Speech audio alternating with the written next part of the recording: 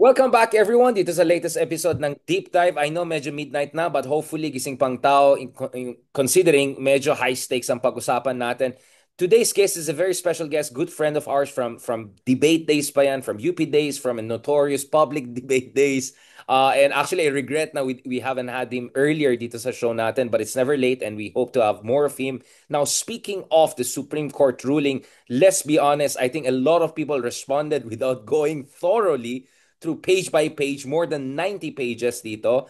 And kanina lang, I think we had no less than Manay Leila, Attorney Leila de Lima, also clarifying that perhaps her initial reaction was not based on a full understanding of the ruling itself. And as we speak, there's a lot of disinformation also about what is the nature and implication of this. Because after all, hindi sinabi ng Supreme Court na walang basihan yung mga accusation. They had a much more procedural intervention in this case. But nevertheless, we have someone who actually bothered to go through all the relevant pages, all the pages, but also very relevant pages.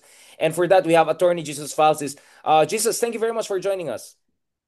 Hello, hello, hello. Thank you for having me. Finally, thank you for I'm so having me sorry. Actually, guilty in ako. your humble shows. Really, really humble. Thank you so much. I know No, no problem. medyo gabing-gabi na, midnight mode na, pero ganito talaga. Ang, parang hindi naman hugot, pero love never sleeps. If money never sleeps sa Wall Street sa atin, ang pagmamahal sa bayan ay hindi natutulog.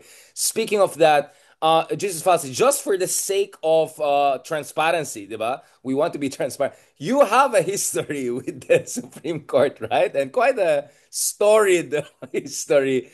Just for the purpose of our audience, ano yung hugot mo when it comes to the Supreme Court, if I can put it that way? Before we go into your Uh, analysis of the ruling itself, yeah. so ako, just a brief background, no? I was never a corporate lawyer. I never went into a law firm, no? The only reason why I studied law and I became a lawyer was not really to practice law as a lawyer to earn bread and butter, no? Meron tayong mga konting gigs on the side, contract review, etc. But the real purpose why I studied law and became a lawyer was really to look at it from the political side. So ang undergraduate degree ko is political science. So mas interested talaga ako sa intersection ng law and politics, or law as a tool for power, as a symbol of justice, or law as yung legalistic culture ng Pilipinas. Sa Pilipinas kasi napaka-legalistic ng mga politicians natin, plus yung culture ng tao talagang medyo bow na bow sa mga lawyers. So ako, I want to help demystify that. I want to help try to lessen the legalisticness of the political culture, and focus more on democracy, focus more on accountability, focus more on social welfare, and things like that. So yung background ko sa Supreme Court, di ba, it's quite known, Googleable siya. If you just Google my name, I was the petitioner sa same-sex marriage case way back 2015. And 2015 ko yun final, pero 2019 siya nag-oral arguments. 2018 or 2019 na, medyo ang tanda ko na tuloy. Basta nag-oral argument siya 2018 or 2019. And of course, the public story is, because the public has never heard my side, no, and hindi ko naman talaga siya in-air so far. I was scolded by the Supreme Court. So allegedly, I was improperly dressed, I was You're now prepared. reckless, and unprepared, things like that. Ang pinaka-aaminin ko lang doon is for a pre-oral argument, hindi ito mismo yung sa oral arguments na alam ng mga tao. Ha? So this was for a preliminary conference. Indeed, I was underdressed. But there are reasons to that. Hindi ko na lang How underdressed? Like naka-Boracay sleeper mode? hindi naman, 'di ba? Hindi lang ako naka-coat and tie or nakabarong. Pero presentable naman ako. Pero of course, that's still not an excuse, no? I admit it's not enough. But there are reasons why that happened that way. Saka ko na yan pupuntahan kapag may biography na ako or autobiography.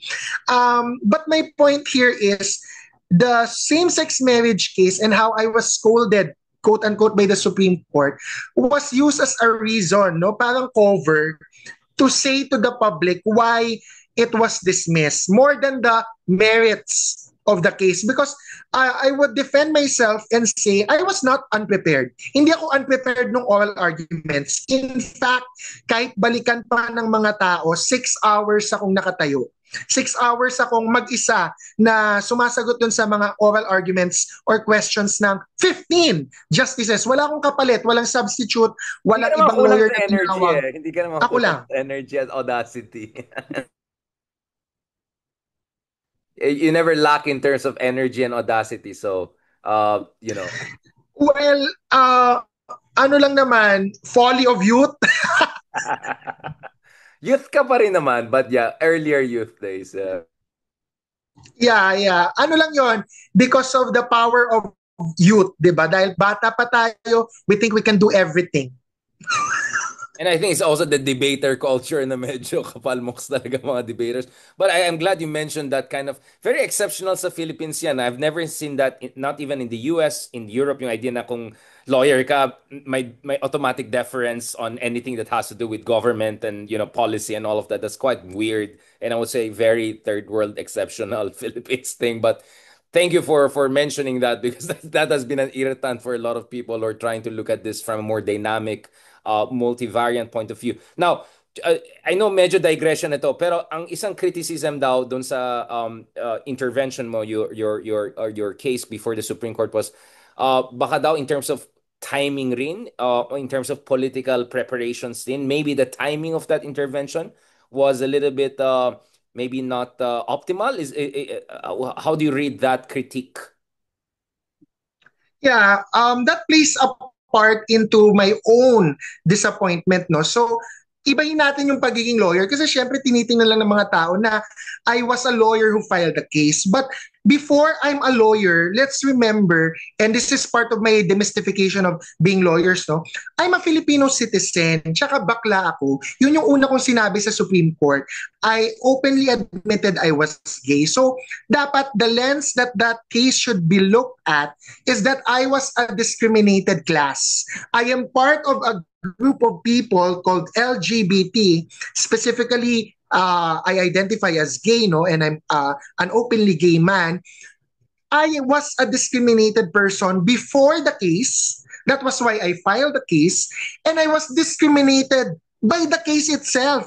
Kasi nililecturean ako ng Supreme Court how I should do my advocacy as a gay person. Of course, they look more at me being a lawyer. Pero hindi nila masyado tinitake into account yung fact na I was advocating for myself as an openly gay man, which is a hard thing to do, in Philippine politics. Look, after 10 years, wala pa namang nagpa-file ng same-sex marriage case ulit sa Supreme Court. It is so difficult to tell the court, to tell the media and the public that you want same-sex marriage because wala pang ibang nag-file so far after me. So, ay hindi ko na feel na the identity I had as a discriminated person was taken into account or considered as much as I was a lawyer. Again, thank you, Jesus. The reason why I appreciate talking to you is that real talker ka, diba? You're open, you're quite out there, and I always appreciate that. And of course, as debaters, we can relate to that kind of culture. Now, but what the other thing I also appreciate with you is you do your due diligence. At least I don't know about the past, but now clearly you do your due diligence. And speaking of due diligence, katulad ng sinabi natin, and I had to clarify na yes, it is true that Duterte had appointed this number of justices by this year, but that doesn't necessarily say anything about you cannot draw inferences from that. That would be unfair to this kind of justices. And I also kind of admit that everyone I think was very emotional. I think there's a lot of frustrations. There's still high emotions. But at the end of the day, I think we should refrain from any personal attack on any justice or on the Supreme Court, which is our highest court of the country. So that was the spirit under which I made that intervention. But there's another important thing here, which is binasa ba ng lahat ng tao yung rulings and all the nuances there. We know that nuances is really what makes law, right? So Attorney Jesus Falsis, so what was your let's just go through it. When you saw yung haba ng ruling, was that something that you expected? And then how do you think about how it was written, and then let's talk about the substance and what are the important parts. So first of all, like, ano yung first reaction mo yung nakita mo? Yung the breadth of the ruling itself, the cadence of the ruling before the substance of the ruling. Yeah, this is all in objective academic purpose or spirit. We're not here to question the motives of the justices. Alam natin both as historians or political scientists or as a lawyer na the justices can be critiqued based on their writing. And sila mismo nagsasabi niya na Supreme Court decisions say that justices should be read more than they are heard. So hindi sila dapat masyado namumulitika. If ang trabaho nila magsulat, they can be critiqued sa mga sinulat nila. And that's just what we're criticizing, no? Because nobody's perfect. Ako hindi ako perfect, but I think I have a valid inputs or insights why I think the Supreme Court decision is wrong kahit na unanimous siya. So let's take into account agad. Unanimous, 12 justices, walang nag-dissent, including the ponente. But ang caveat ko dyan, there are many Supreme Court decisions sa United States or sa Philippines, especially in the past, na unanimous, and yet we're proven to be wrong by history. Sa Pilipinas, hindi siya masyado sikat, no? Pero inaaral to sa law school. Merong kaso, dalawa actually. Isa is Ruby versus Provincial Board of Mindoro. The other is People versus Kayat. This involves two indigenous people na yung ruling, dinedeprive sila ng liberty or some human right, pero yung justification sa decision, noon kasi siya sinulat. So ang cultural context noon, ang cultural milieu was parang iba ang treatment sa indigenous people. Hindi sila pa rin-recognize to have the same quote-unquote human rights as non-indigenous people. No? So tinuro yan sa akin. Alam mo ba kung sino nagturo yan sa akin? Ironically, and in fact, si Justice Leonen. Justice Leonen was my professor in Bill of Rights in Consti Law 2. So, I took that into heart. Ngayon, paano natin siya i-relate sa decision ngayon, no?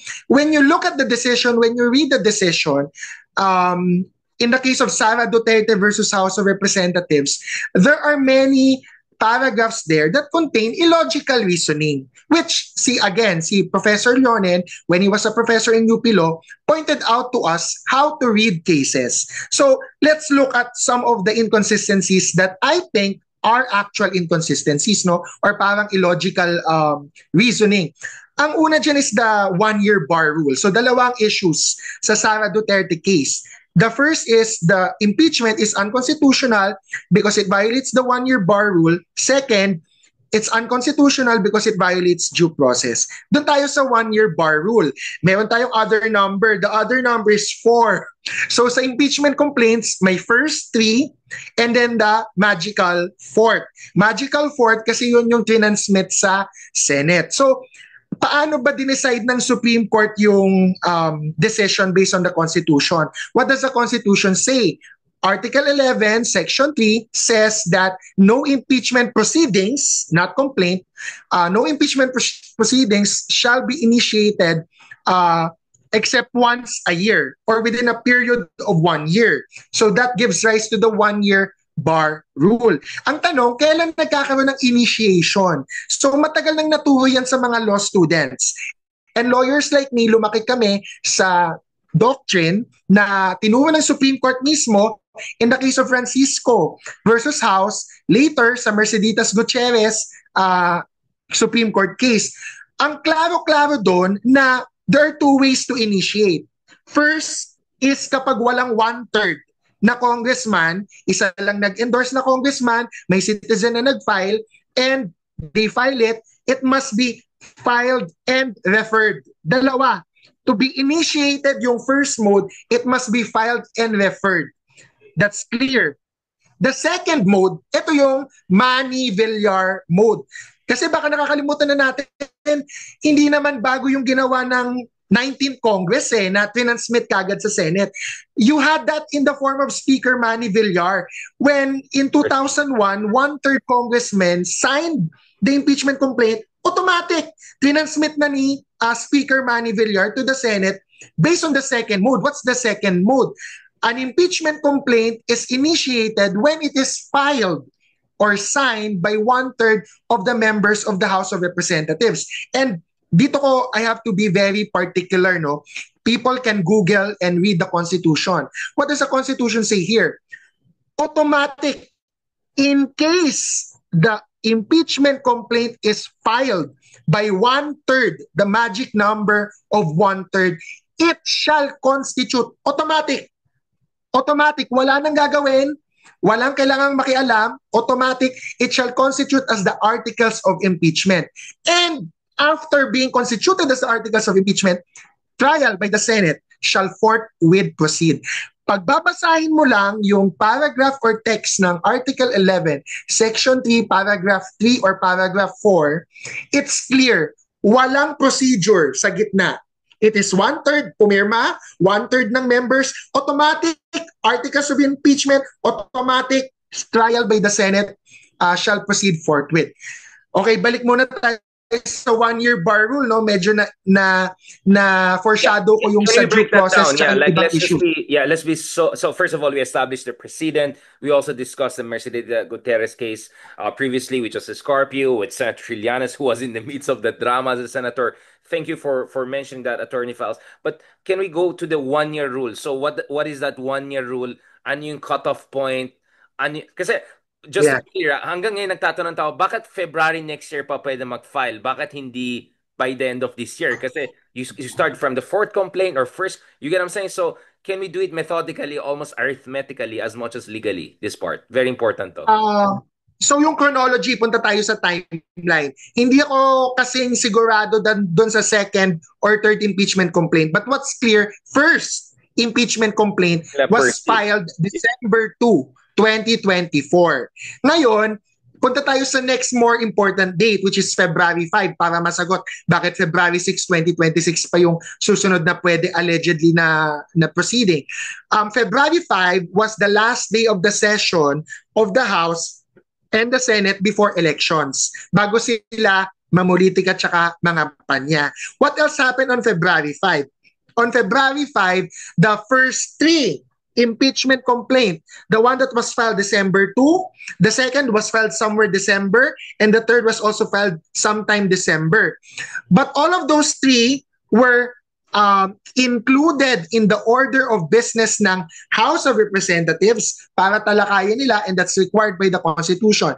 Upon filing of a verified impeachment complaint endorsed by a congressman, the Secretary General or the House, not just the Speaker, must include it in the order of business within 10 session days. So, napatunayan ng House yan, and the Supreme Court itself, Justice Leonen, in his own decision, said, yes, within 10 session days, from December 2 to February 5, pag binilang mo ang session days, it was 10 session days. Now, we have to clarify, session days is not equal to calendar days. Baka tanungin ng mga tao, December 2, February 5 ang lahat. That's an important clarification. Yeah, calendar days. Yes.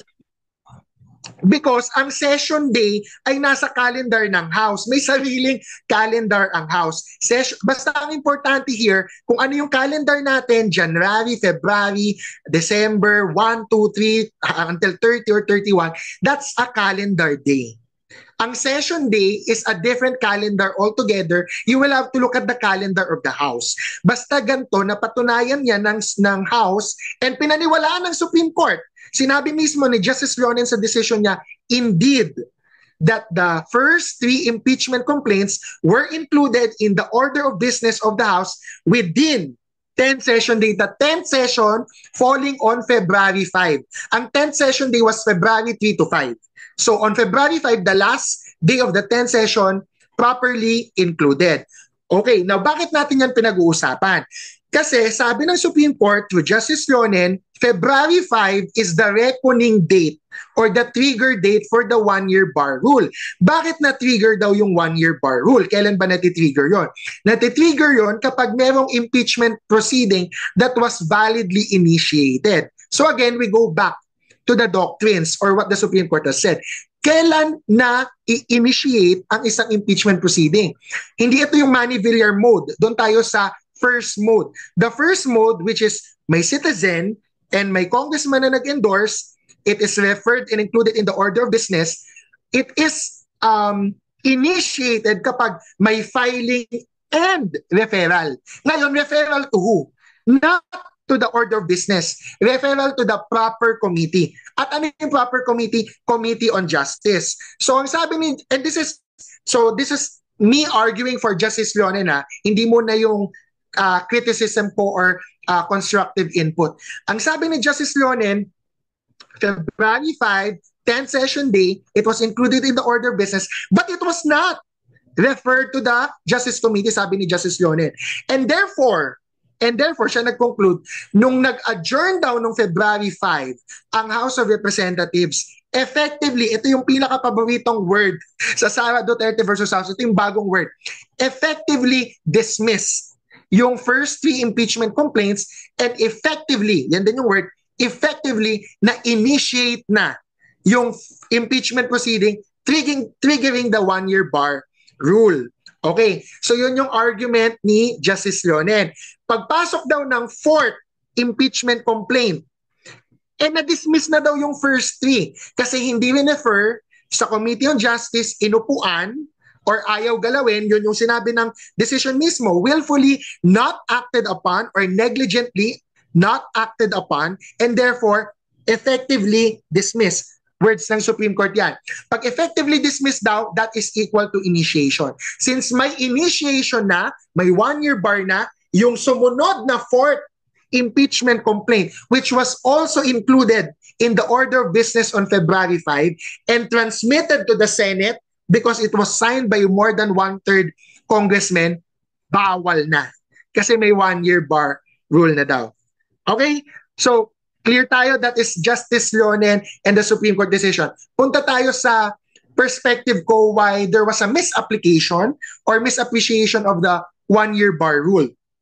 Okay, first of all, nagkaroon ng bagong doctrine, and that is not fair to the current Congress or to the 19th Congress, which relied on what the Supreme Court said in the case of Francisco and Merceditas. Ano ba yung old doctrine? Kasi nagkaroon ng bagong doctrine, effective dismissal, and therefore may initiation. Ang old doctrine, kailangan there must be filing and referral. Kung hindi pa yan refer ng House sa Committee on Justice, there is no initiation. And that is what the House relied upon. So that's the first critique. Walang initiation, walang 1-year bar, pwede ang 4th impeachment complaint. Ito naman ang sarili kong criticism. Yung first, nasabi na yan ng House of Representatives eh. This one, I'm not sure if the lawyers in the House are of the same mind. This one is more very technical, no? How do we compute periods? Kasi ang sabi ng Constitution, balik tayo sa Constitution, hindi Supreme Court. Article 11, Section 3, Paragraph 3 or 4, the 1-year period, no impeachment proceeding shall be initiated within the 1-year period. Pag may sinabi kang 1-year period, how do lawyers count a period? Saan mo yan makikita, Professor Richard? Would you hazard a guess? No, I don't want to. You tell me. Like this is crazy. Yeah, this is like, whoo. So, the Supreme Court itself has cited the Civil Code. Meron tayong batas how we compute periods. And the Supreme Court itself adopts this when it is computing period. For example, kami lawyers may deadline kami. Within 15 days, dapat mag-file ka ng answer or ng reply. Kailan magpo-fall yung deadline? Kailangan ma-compute namin yung period. So what does the Civil Code state?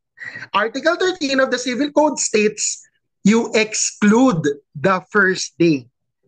You exclude the first day. Kung kailan na-trigger, zero yan. You count, day zero yan. Day zero. You count from the first day after the excluded day and you include the last day. So, ito yung example dyan. February 5, let's say, assuming, ibigay natin sa Supreme Court, there was initiation February 5. Kung February 5 nagka-initiation, may 1-year bar rule na ba? Based on the computation of period, wala pa. Kailan magsa-start ang 1-year bar dapat? February 6, 2025. So if the 4th impeachment complaint was also referred and transmitted to the Senate on February 5, there was nothing to bar. It was on the same day. Okay, so people can Google that. I-Google nila ang Civil Code, Article 13, i-Google nila yung computation of periods. That is how we compute periods. You exclude the first day. Hindi kasama yung araw na nakuha mo. Kunwari, sinabi na ako ng Supreme Court, Falsis, Ng sumagot 4 ka p.m. within 10 days. Oo. Nakuha ko ngayon. Ano ngayon? July 26. Yeah. Hindi ko isasama ang July 26. Ang first day, papatak July 27. So ganun din yan sa February 5. And this is what was missing or what was weak in the Leonen decision. Walang discussion of when the period was triggered or when the period was counted. Okay? That's second. Third, eto, maging generous pa tayo kasi as debaters, we're very generous. Ang sasabihin nila, hindi. The reason why the fourth impeachment complaint is barred by the one-year bar rule, the first three impeachment complaints were dismissed on February 5 before the fourth impeachment complaint was transmitted to the Senate. So, it still came before. Chronological. Ganun na lang. Huwag na natin isama yung civil code computation of periods. But, what are the facts? What are the facts? Ito ang sabi ng Supreme Court. The first three impeachment complaints were effectively dismissed when the House session adjourned. Would you know, Professor Richard, kailan nag-adjourn ang House of Representatives on February 5? What time? Gabi. Right, 7 right. p.m. 6 p.m. Around 6 or 7 p.m. Gabi. And then, next question. When was the fourth impeachment complaint transmitted to the Senate? Dinala ni Secretary General. Pumunta pa siya sa Senado, di ba? Anong oras yun? May ilaw pa ba nung pumunta si Secretary General ng House sa Senate? May ilaw pa. Mga after lunch yun, 1 or 2, 3 p.m. So, what am I saying here? Ito na yung sinasabi ko. The fourth impeachment complaint was transmitted to the Senate before the adjournment of the House session. Because the adjournment of the House session, ang sinasabi ni Justice Leonen na trigger for the effective dismissal of the first three, wala pang nadidismiss. When the House transmitted the fourth impeachment complaint by direct mode, which is the Manny Villar mode. So, paano mag-apply yung one-year bar rule? Eh, nauna yung fourth impeachment complaint matransmit sa Senate before ma-dismiss yung first three based on the logic of the Supreme Court. So I'm being very generous here. Logic ng Supreme Court ang ginagamit ko. I'm just looking at other facts na hindi na consider ng Supreme Court and applying that to the facts. The conclusion should be there is no violation of the one-year bar rule. So yun yung pinaka summary, yun yung strongest, I think, na arguments against the one-year bar. No, thank you for that. You in particular, you focus on what, page 64 and 68 that you highlighted that you think were important. Can you remind folks, just for people who don't have time to go to the whole 90 pages plus, maybe they want to pay attention to some of these key points? Yeah. Page 64 to 69. Of course, siguro magsimula muna sila somewhere like 62. Para makuha nila yung buong context, they can read pages 60 to 70. Now, that would give them enough context. Makikita nila yung facts that the Supreme Court admitted were true, like when the fourth impeachment complaint was transmitted, the dates, the session days, nandyan yan, page 60 to page 70. I mean, thank you for actually para mag-Ezra Klein na tayo after this. We're gonna put all of the reading list, diba? No, this is very education. This is how we should approach it. Kasi if we play this at the level of mudslinging, wala tayong mapupuntahan, diba? Hindi lang contemptuous yan sa ating highest court, but it's really not gonna help. So, what I want to also understand, Jesus, moving forward, there's again this big question about um Senate. Due process? Well, we can talk about it, but what I want to also go to is yung Senate, because the Senate this is supposed to be a sui generis, right? Entity, and therefore some would argue that okay, Supreme Court raised certain procedural issues, and we may even have certain disagreement with the counting process and the timeline and all of that. But at the end of the day, if the majority of the senators agree to move ahead, this could move ahead theoretically, right? Yeah. So ako, I'm putting on my hat as a political scientist kasi syempre as a lawyer, there are a lot of limitations. I am for the rule of law. That's to be clear, no, as a lawyer. Pero of course, we cannot look at the law in a vacuum. So again, kaya naman ako naging lawyer, not to really be a practicing lawyer per se, but to look at the political dynamics. So if you look at the Constitution, no, the Constitution is a political document more than a legal document. And meron ng Supreme Court decisions that have said the same thing. Even Justice Lonen, in a certain oral argument and a certain Supreme Court decision I'm forgetting, sinabi niya na the Constitution is a layman's document or a political document. Of course, it's a legal document, but more than that, dapat everybody should be able to read it and interpret it for themselves. Otherwise, what's the purpose of the sovereign people coming together to ratify the Constitution? That's the context we're working it. Second, so let's look at the design of the Constitution with the judiciary, the Supreme Court, the Senate and the House as legislative, and the executive through the president. No, of course, the Supreme Court, the judiciary, is the last bastion of democracy. It is the one given with the power to interpret and the power to finally decide all cases and controversies. But that is from a legal lens.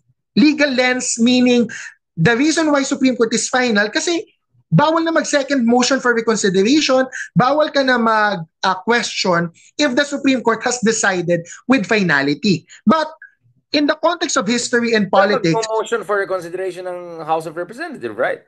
Yeah, they can still file for 1 MR. So after that, magkaka-finality na, di ba? Kasi second MR, third MR, yung kay De Lima, di ba? Those are prohibited.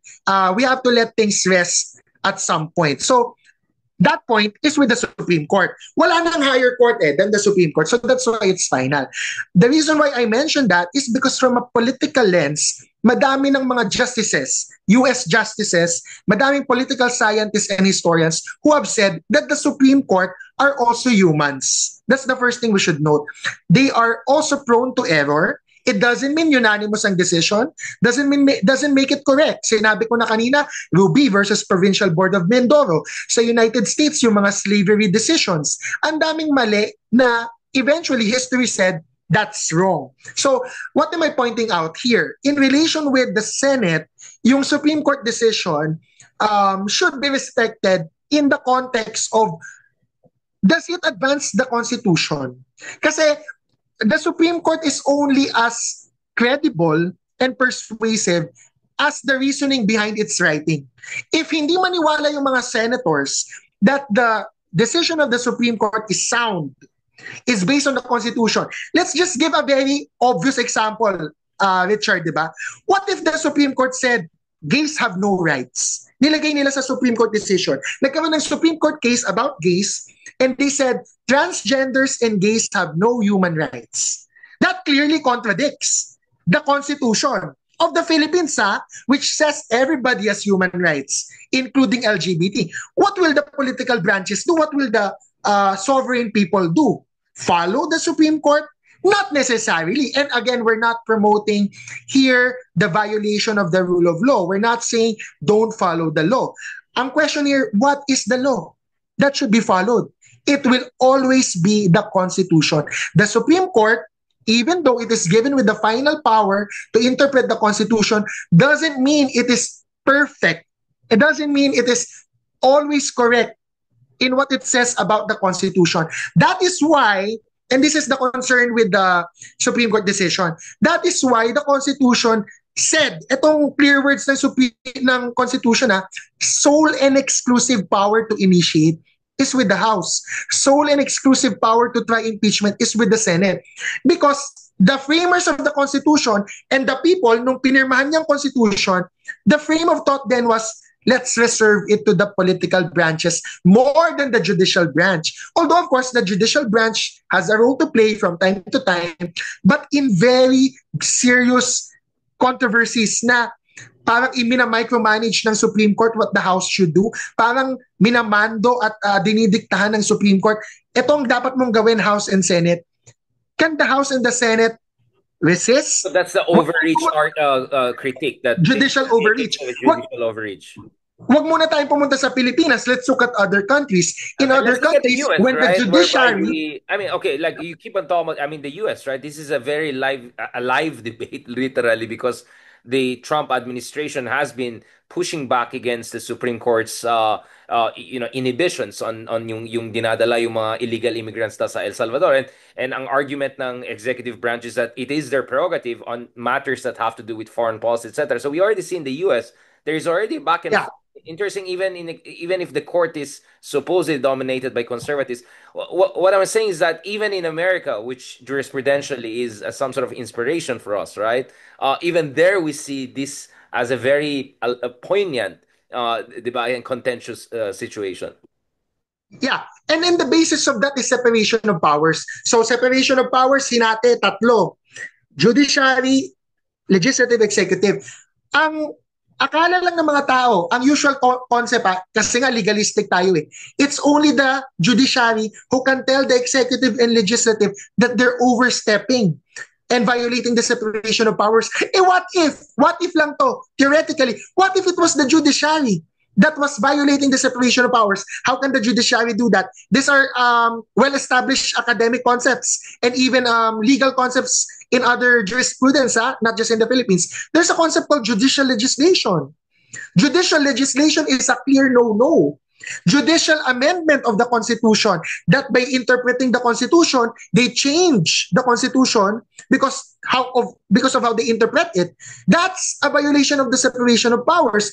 So who is going to push back against the judiciary except the other branches? So we're not here to say and promote that the Senate should disregard the Supreme Court decision. We're just We're saying, here. in theory, would it be totally out of this world if the Senate insisted that because this is sui generis, because they have the sole constitutional duty to convene the trials, impeachment trial.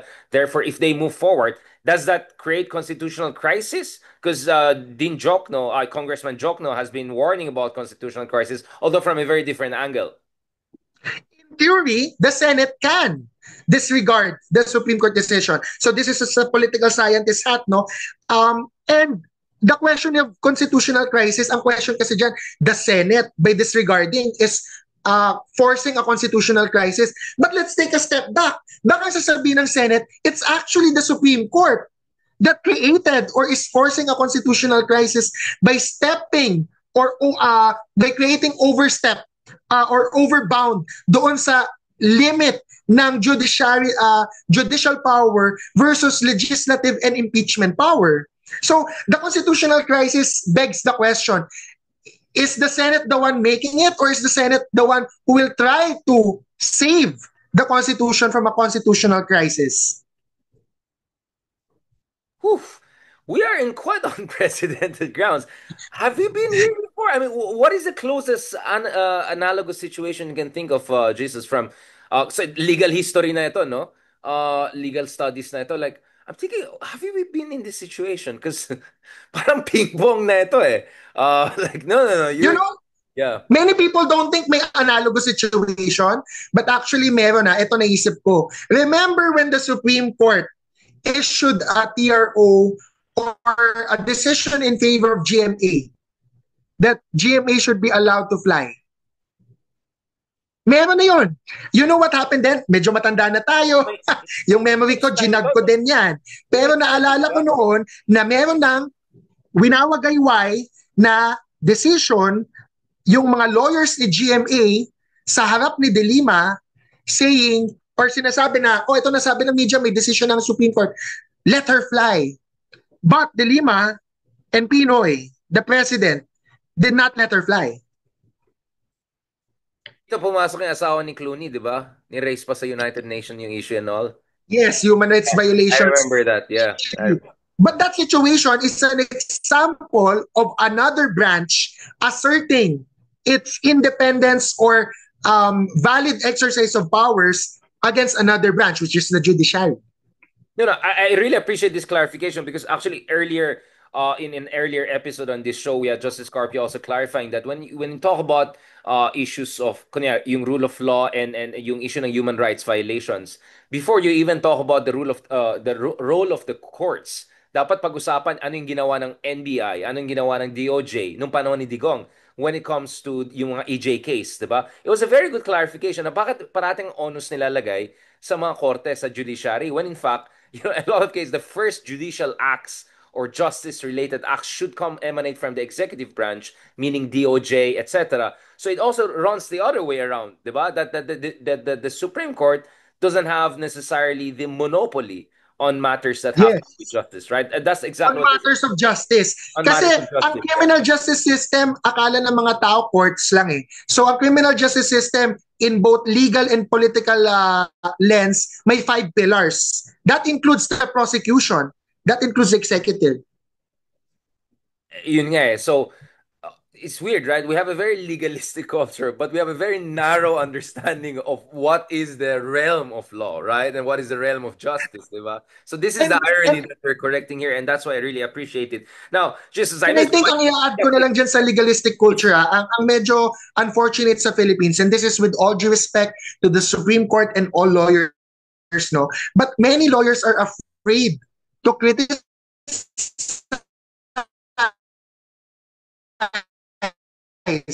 the Supreme Court against criticism. If you recall yung criticism ng UP Law Faculty sa plagiarism issue ni Justice Del Castillo in the case of Vinoria, that was a chilling effect sa lawyers. Yung mga show cause orders, subpoena, disciplinary actions on lawyers, takot. Many lawyers are super takot na magsabi kahit valid criticism of the Supreme Court. right. So what should okay, now this is where yung parte mo na advocate comes in, right? So obviously you do believe in and this is the minimum I think many people could agree is that you want the trial to happen because you want also the Vice President Sara Duterte to have a chance to clear the air, diba? This is the argument. Andyan na convenient trial, just give her a chance to clear her name and then we can move forward from this, right?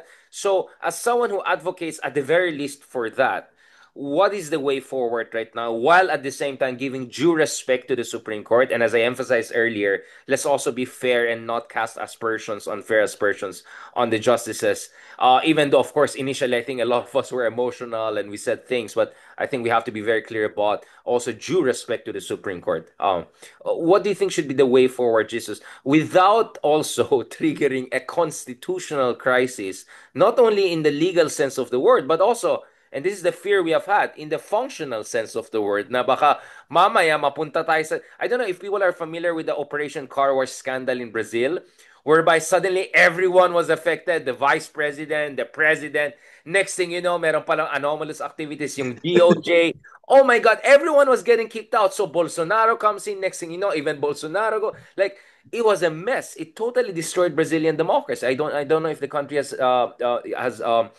there's even this beautiful document, parang the sharp edge of democracy or something. It's a beautiful documentary I suggest people to watch, which And we shows don't want to come to that naman, di ba? exactly. We don't want to come to come that, but my to that. fear is if all of us, whether in the Supreme Court, whether as journalists, whether as public interest law, if we don't do the right job, ang fear ko dito is the whole authoritative institutions of the country will be questioned, right? Kasi each side has Will something unravel. yun nga eh. Like, yung iba galit sa House of Representatives, gano'n. Yung iba galit na naman sa Supreme Court. Yung Senate naman, magulo. So, my fear is, baka ang ultimate loser dito, the denouement, is the faith in our democratic institution itself collapse, right? So, this is no longer just about Supreme Court or Senate or House of Representatives. That is my fear. Now we'll have a kind of a new fountainhead of dissatisfaction and disaffection with our institutions. That's my fear. And Jan, crazy ideas would come in RevGov, extra constitutional, blah blah blah. It's not like we haven't had history of extra Ayaw din constitutional all natin the time. nun. Kudeta, Gov, definitely know those kind of things, no? But I think there are two ways to go out of this Okay, mess, yeah, exactly. no? So what is the off ramp, or I don't know, what is the soft landing or constitutionally sound landing from this? I'll put it that way. Okay. So the first thing is, I think merong magandang post si Justice Ascuna, no, and he makes a valid point, but this is on the substance, no.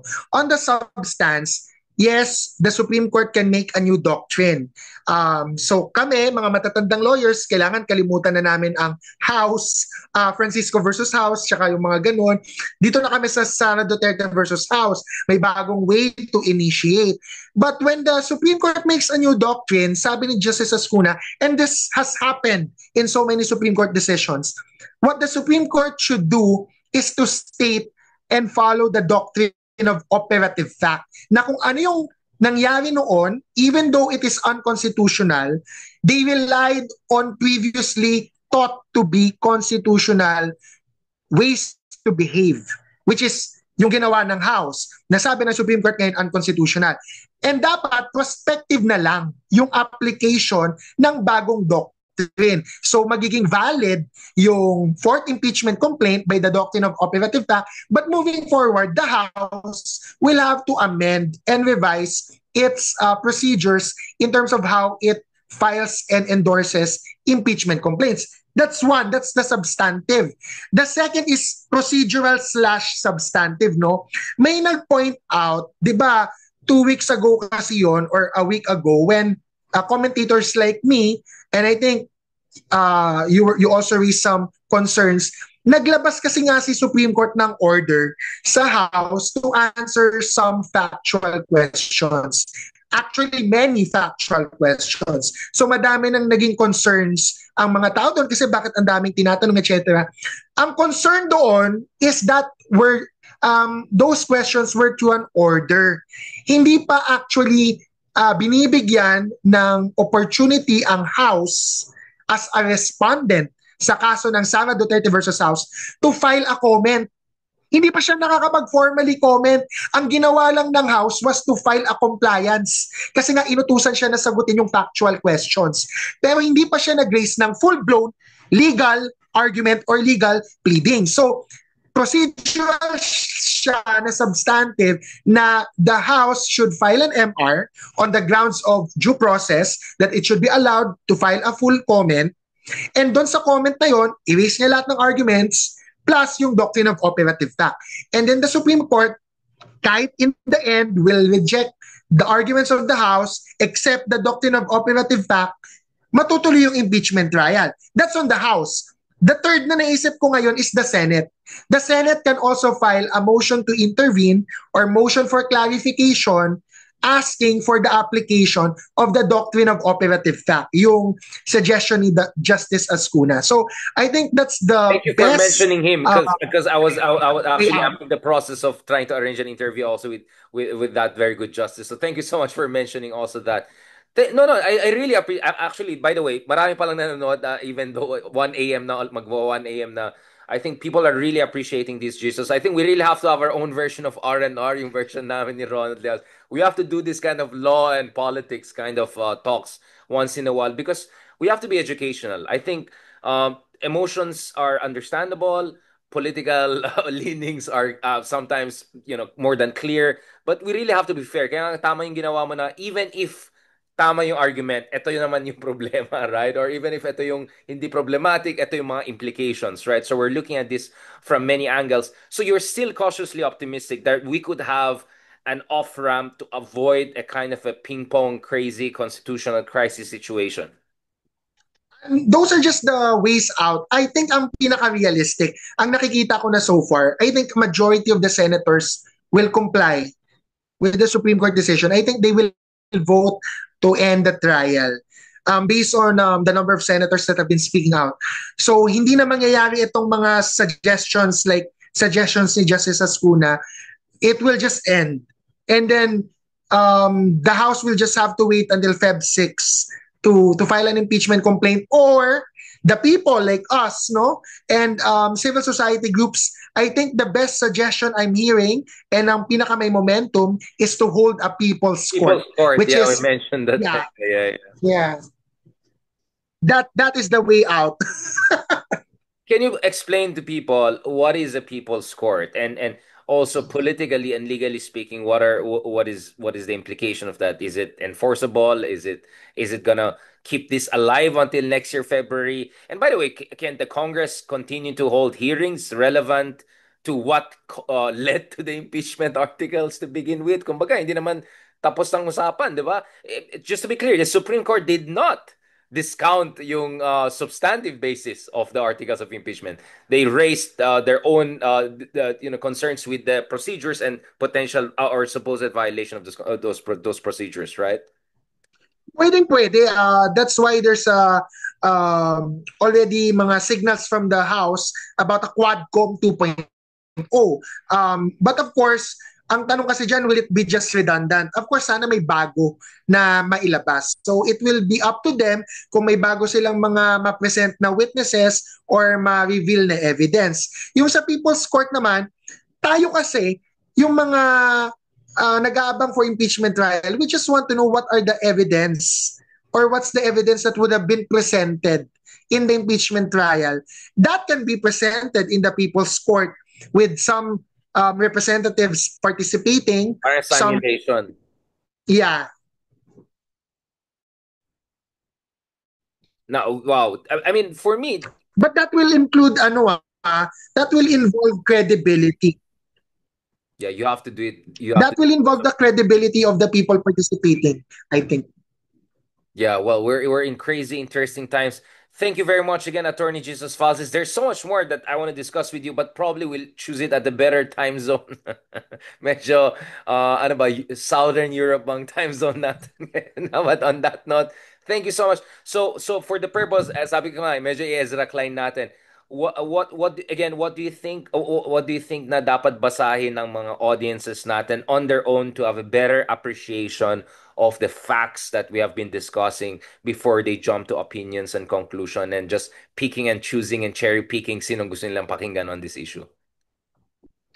Well, I think two two readings, no? The first reading is Justice Robert Jackson and how he views the role of the Supreme Court, whether or not it's perfect, whether or not it's the final court. So just Google Justice Robert Jackson. The second is the case of Sara Duterte versus House itself. Just the main decision. Hindi na kailangan basahin yung concurring for the majority of Filipinos, no? Basta nabasa mo yung main case, makikita mo doon lahat ng mga facts. And you can, from a logical layman point of view, think whether or not, bakit ba binan or pinohibit yung fourth impeachment complaint because of the first three? Is it right or is it not right? Is there logic? Is there not logic? Mababasa na yan sa main case. And yeah, thank you for that. I mean, to be fair though, I mean, there's also people saying sana hindi hinintay nung House of Representatives ng ganong katagal rin because I remember very well we had Congressman Percy on the show last December and di ba yung pinasikat niya kung may gusto, may paraan. So, I think we shouldn't also forget some of those things before we jump to criticize. Lahat may kasalanan. Lahat may kasalanan. Let's be also honest about that. I mean, I know some people are not going to be happy about us saying this, but we want to be fair to everyone.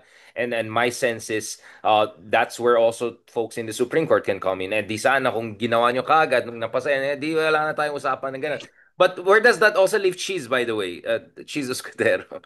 Does this get Cheese Escudero off the hook on the whole forthwith thing or not? Uh, Have you thought about it? Like, it where does will, this put Cheese in the his history, right? Like in the books. It's like, syempre it validates SPGs, no? Yung stance niya kasi ang point nila ay madami kaming tinatanong sa House kasi parang may mga agam-agam kami. Oh, tingnan nyo, yung Supreme Court pareho din ng agam-agam at nag-unconstitutional nga. So tama nga kami. I think he will be yeah, that's validated. what I'm saying. He was But I think vindicated. yeah, he will be vindicated, validated, cheese, cheese, cheese, cheese. Sobra. Congratulations. Sorry, tumataas naman ang kilay ko. But just to add something on that, I always found it much easier to read rulings by the U.S. Supreme Court and reading the U.S. Constitution than ours. So, isa pa yan na I found very exceptional. Parang ang simple lang yung language. I mean, I've done works with Harvard Law School. As a political scientist, I have had joint projects with them on populism, rule of law, human rights. Ang dali nilang kausap. Like it's like Totoo. I never felt I'm among quote unquote lawyers. These are professors in Harvard Law School. People can also check my talk at Harvard Law School a few years ago, also on this issue. Like, I really never felt what you feel in the Philippines. So I really take exceptions when people say, abogado lang pwede mag-comment dito or whatever. Like, what? Like, where are you guys coming? Like, sorry, I was in Harvard Law School. We know never talk about it. We collaborate as political scientists and legal scholars on multiple There, there's projects with a, Harvard Law there's School. a gatekeeping. May gatekeeping sa Pilipinas kasi nga as I mentioned and you agree na may legalistic culture here. So there's a premium place on lawyers, and lawyers, especially Supreme Court justices, place a premium on themselves na laging legalistic yung angle. So, madaming legal jargon. If it's hard to understand and only lawyers can understand, it gives lawyers more jobs.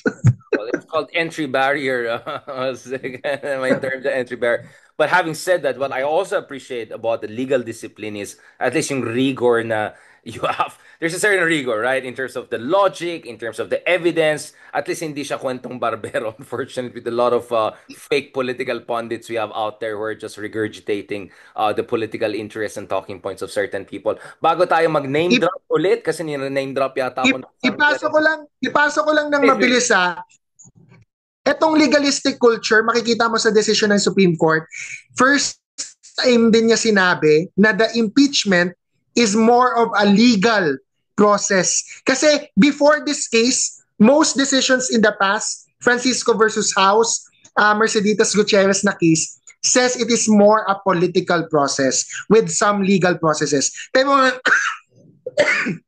ngayon na iba. With the Justice Lonen decision, tumaas yung legal dimension ng impeachment rather than the political. Na downplay yung But to be political. fair to me, he's saying he needs to do that because you don't want politics to poison the democratic process, right? Parang basically ganun yung point niya. You need to be airtight in Yes, procedural aspect because that's the way you can protect rule of law. Otherwise, uh, ano na lang to, politika na lang to, mudslinging na lang to. I'm but just from trying a to be fair critical also lens, to Justice Leon, and that's the line of argument he basically put forward. I can see that, di ba? Pero again, from a critical lens, it goes back to lawyers playing premium on themselves. Nada-downplay yung Constitution as a political document, Constitution as a layman's document, and as a democratic tool more than a legal tool.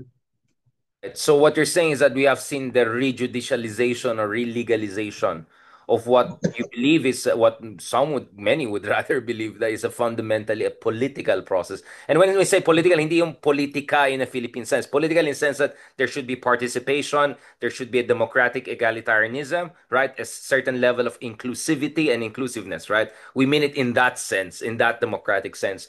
Thank you so much again, Attorney Jesus. This went way better than I thought kasi akala ko you had a rough night of partying and enjoying. Na, I'm just kidding. Kasi Saturday night, di ba? And kanina lang, yung mami ko kasi nakikinig sa'yo eh. Tapos biglang dumaan ako, sabi ko, wait lang. Parang hindi na nagsalita yung mga host si Jesus. Sabi ko parang, he's even worse than me. Like, parang, nasaan na yung mga host? Kasi I went out, I came back. You're still talking on the same argument, right? Sabi ko, alam mo, invite ko nga mamaya. So thank you so much, Jesus, for making time. But as I said, I think, God willing, this is a good beginning of a new chapter. As the Chinese put it, the first step in a journey of 1,000 miles. So we hope to have you, God willing, for 1,000 other episodes to come. Kasi hindi mawawala ang politika, hindi mawawala ang mga legal issues. At I think there's gonna be even more bardagulan and buljakan in the weeks and months to come. Talk to you soon, kapatid, and have a good night, and send regards to your mom, to Tita. Thank you for having me, and hello to all your viewers. Oh, and by the way, everyone is super appreciative. People are super happy. The response is similar to responses when we have Dino on this show. So I think there's a bias to debaters talaga when we get together talaga, no? Thank you so much, Jesus. Talk to you soon. God bless.